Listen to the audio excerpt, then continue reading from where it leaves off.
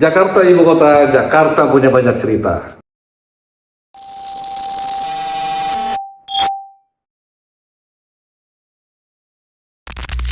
Malam ini kita di sesi podcast Jakarta, kita akan bertanya kepada generasi Gen Z untuk nobar Piala AFC ya, U23 saya kira bagaimana nanti kita bisa menanyakan kepada teman-teman Gen Z.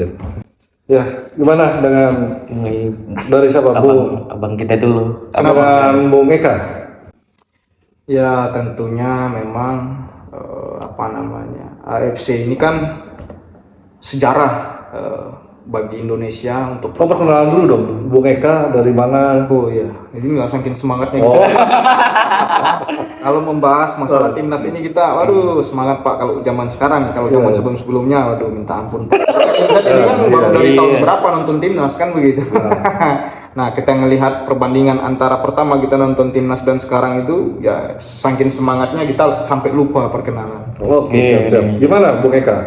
Ya, Asal dari mana? Oh, kalau saya asalnya itu dari Pekanbaru aslinya.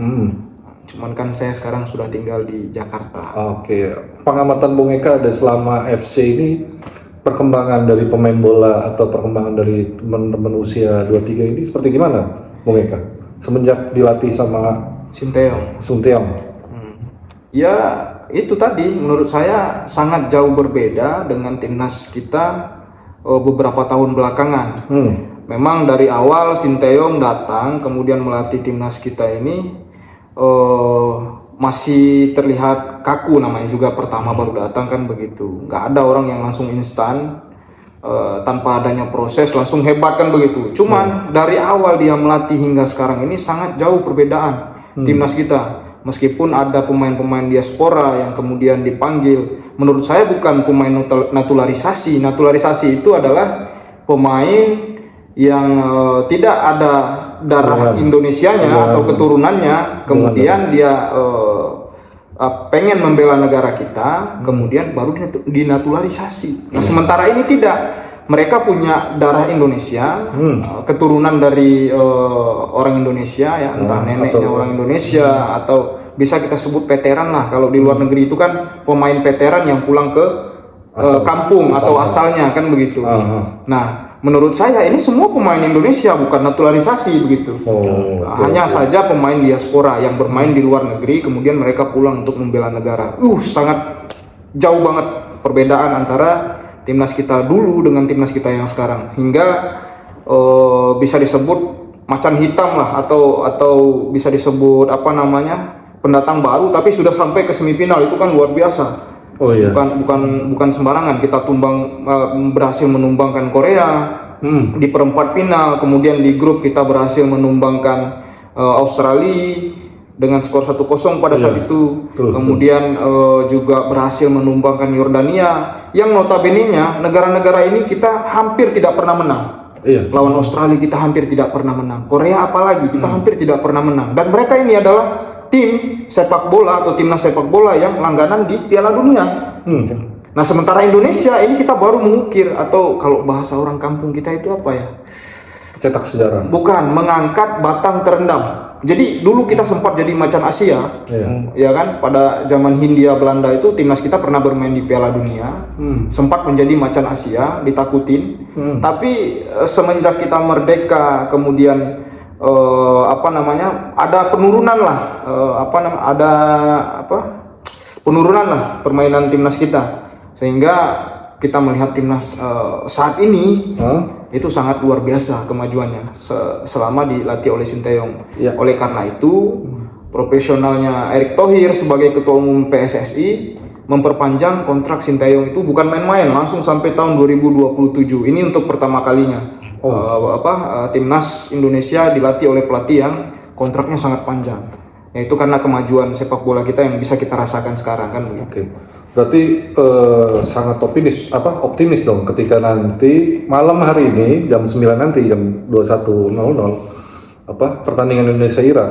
Apakah skema atau strategi yang dilakukan pelatih yang terhadap Korea misalnya akan ditunjukkan kembali atau ada agak sedikit bermasalah seperti yang terjadi di Uzbekistan, pertandingan Uzbekistan kita, atau gimana? Atau ada yang akan dilakukan seperti apa gitu pertanyaannya? Ya, gimana ya kita sebut, kalau masalah dalam lapangan itu kan hanya 90 menit kemudian dengan waktu tambahannya ya. Saya kira masalah wasit yang curang dan segala macam ya itu biasa terjadi lah, di namanya juga dalam pertandingan kan begitu. Toh di penyisian grup juga kita dicurangi, menurut saya dicurangi waktu Indonesia melawan timnas Qatar ya. Itu sangat jelas kita dicurangi. Kemudian ketika kita melawan Australia, kemudian melawan Yordania, lawan Korea, saya rasa itu fair. Wasitnya fair, ya akhirnya kita bisa menang, kita bisa bangkit. Artinya apa? Menurut saya Indonesia ini cuma bisa dikalahkan oleh kecurangan untuk saat ini. Begitu. Jadi kalau misalkan nanti jam 9 ini Indonesia main lawan Irak, itu perebutan juara 3 ya. Betul. Kalau misalkan dinamika di lapangan itu antara wasit dan pemain berjalan dengan fair, saya rasa Indonesia bisa menunjukkan tajinya. Karena saya rasa untuk sekarang itu kelas Indonesia itu sudah di atas Irak bagi saya. Bagi saya Indonesia itu sudah di atas Irak. Kita sudah bisa mengalahkan Australia dan Korsel itu. Kita sudah patut diperhitungkan di Asia ini. Oke. Menurut saya begitu. Oke. Sekarang di sebelah saya nih Bung Filki dari bisa perkenalan dulu Bung Filki? Iya, dari redaksi Jakarta juga. Oh, enggak, maksudnya asal dari mana? Oh, asal. Kalau Asal-asalan ya. ya, kalau asal sih mungkin dari Makassar ya. Itu yang dikatakan abang kita yaitu Bang Eka, bahwa semenjak dilatih STY permainan timnas itu jauh berubah. Ada peningkatan secara skill, teknik, dan juga yang stamina. Iya, salah satu yang dilakukan Sintayong pertama kali ketika datang ke Indonesia itu ada dua, yaitu melatih fisik dan melatih passing, yaitu cara mengoper bola. Artinya sebelum masuknya Sintayong, bahwa bahkan cara mengoper bola kita itu saja itu udah sangat parah, sehingga harus diajari dari seorang pelatih. Kan sebenarnya tugas seorang pelatih cuma meracik taktik dan memilih pemain-pemain yang dikirain sesuai dengan skema dia. Tapi Sintayong ini benar-benar mulai dari U18, dari U23 sampai timnas senior. Itu semua benar-benar didampingi lah. Mulai dari bagaimana apa yang harus dimakan, dan dia cukup detail dalam hal itu. Artinya pernah dengar juga ya dilatih lari fisik itu sampai 120 menit ya. Hanya untuk lari doang kan? Iya, benar sekali. Sampai sedetail itu gitu. Artinya bukan masalah orang Indonesianya ya, tapi bagaimana si pelatih ini melihat standarisasi pemain bola yang dia tahu di internasional, mungkin gitu ya? Iya, maksudnya untuk meningkatkan kualitas kita, karena Sintayong ini melihat bahwa Indonesia ini sebenarnya punya potensi. Karena ya kita adalah negara yang punya komoditas penggemar sepak bola salah satu terbesar di dunia, ya kan? Apa-apa tiap hari kita pasti yang diobrolinnya sepak bola. Khususnya ya kita kalau mungkin dulu kita nonton timnas itu kayak udah pasrah lah. Udah biasa kita misalnya kayak nonton AFF atau AFC, kita itu kalah. Tapi ini walaupun kita misalnya sekalipun kayak yang terburuk, kayak misalnya kita AFC sebelumnya ketika lawan Australia, walaupun kita kalah dengan skor yang telak, tapi secara permainan kita menguasai. Karena Australia bahkan tidak bisa menguasai penguasaan bola di babak pertama. Berbeda ketika kita waktu di zaman-zaman sebelumnya ya, yang ada ya kayak Inggris pertama kali punya liga itu katanya kick and rush. Jadi cuma nendang bola terus lari. Tidak ada strategi. Cuma ini bahwa ya itu tadi, kita sangat mengapresiasi apa yang dilakukan Sintayong. Sintayong melalui Pak Erick Thohir. Pak Erick Thohir, karena ya juga apa yang dilakukan Pak Erick Thohir ini sangat sangat berjasa besar lah dari ketum-ketum sebelumnya. Karena kita lihat bahwa yang dimiliki Pak Erick Thohir ini bukan cuma manajemen sepak bola, tapi dia punya relasi yang kuat juga.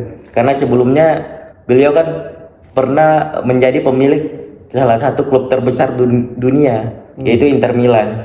Artinya dia sudah paham sistem yang ada di FIFA itu sendiri. Bahkan ya pertama kali dalam sejarah Indonesia yaitu Liga 1 sekarang akan adanya VAR.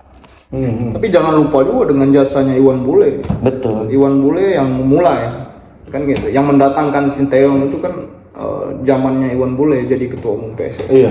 Kemudian dilanjutkan oleh Pak Erik, ya dua ketua umum ini orang yang berkualitas. Benar. Artinya dia sudah bisa melihat potensi dari pelatih-pelatih ini ke depan itu seperti apa gitu ya. Artinya udah memilih pelatih itu kan bagian dari screeningnya dari ketum PSSI kan. Betul.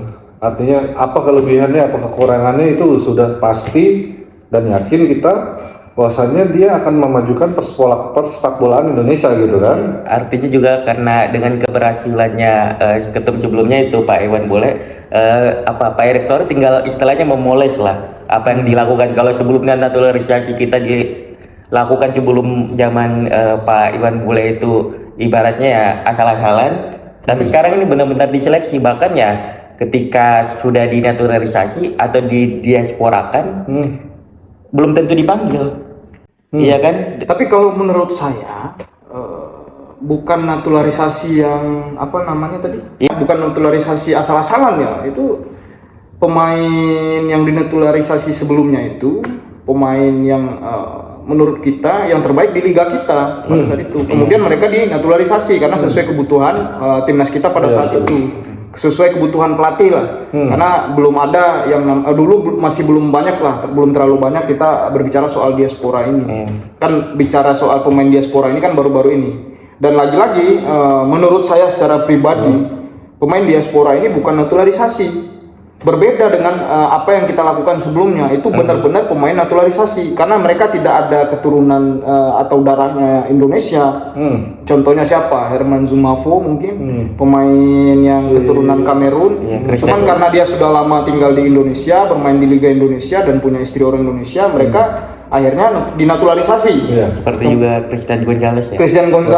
Christian Elko Gonzalez. Nah, itu pemain naturalisasi menurut saya. Kemudian ada Stefano Lillipali, kemudian ada Maklok. Nah, itu kan pemain yang benar-benar murni naturalisasi. Nah, berbeda dengan pemain-pemain kita yang sekarang seperti Rafael Strike. Kemudian ada siapa? Elkan Bagot, kemudian Justin Hapner, Ivar Jenner, kemudian ada Nathan Joaon. Itu mereka punya keturunan Indonesia. Termasuk yang akan datang nih, Emil, kiper Inter Milan. Itu kan bapaknya orang NTB. Orang tuanya orang NTB. Nah, saya rasa itu bukan naturalisasi, tapi ya tadi pemain diaspora yang mereka kemudian pulang kampung membela negara, kan begitu. Ya artinya ada darah keturunan. Ada darah keturunan.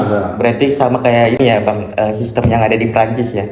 Nah, bukan hanya Prancis. Jadi begini Bang, kalau kita geser sedikit dari negara Indonesia ya.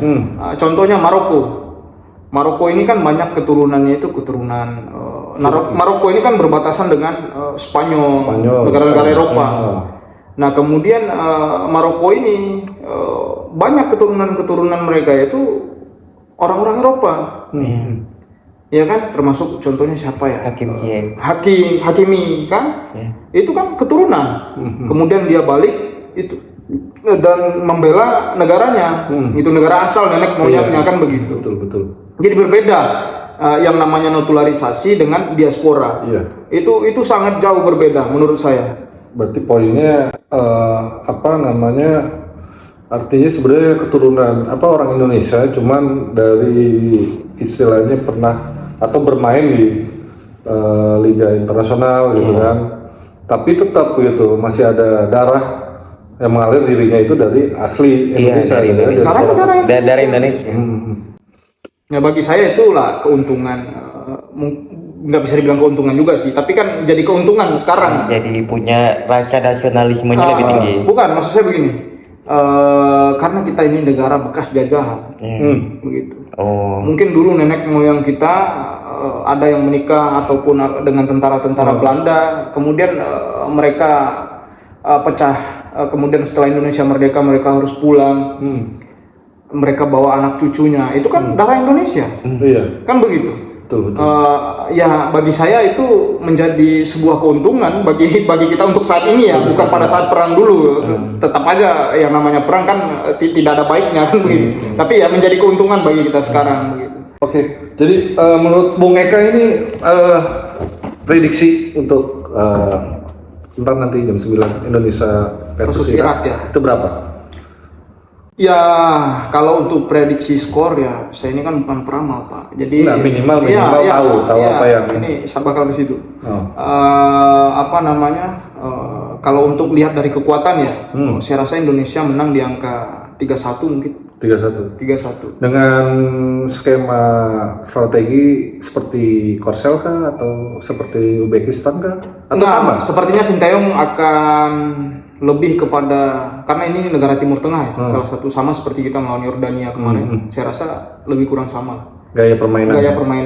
Seperti melawan Jordan. Nah, karena lawan Uzbek kemarin saya lihat Indonesia terlalu defense juga kan? Ya, jadi karena pegang bola juga langsung mental, pegang bola mental. Tapi gitu. Di menit-menit babak pertama, di menit akhir itu kita sudah berhasil keluar sebenarnya dari tekanan. Tapi sebenarnya pas saya lihat di terakhir tuh Uzbekistan itu pertandingan terakhir itu kayak saya lihat momentum emas. Maksudnya bola sangat dikuasai oleh Indonesia, sangat istilahnya menguasai permainan. Cuman memang tidak beruntung aja. Maksudnya beberapa kali passing gitu kan agak salah.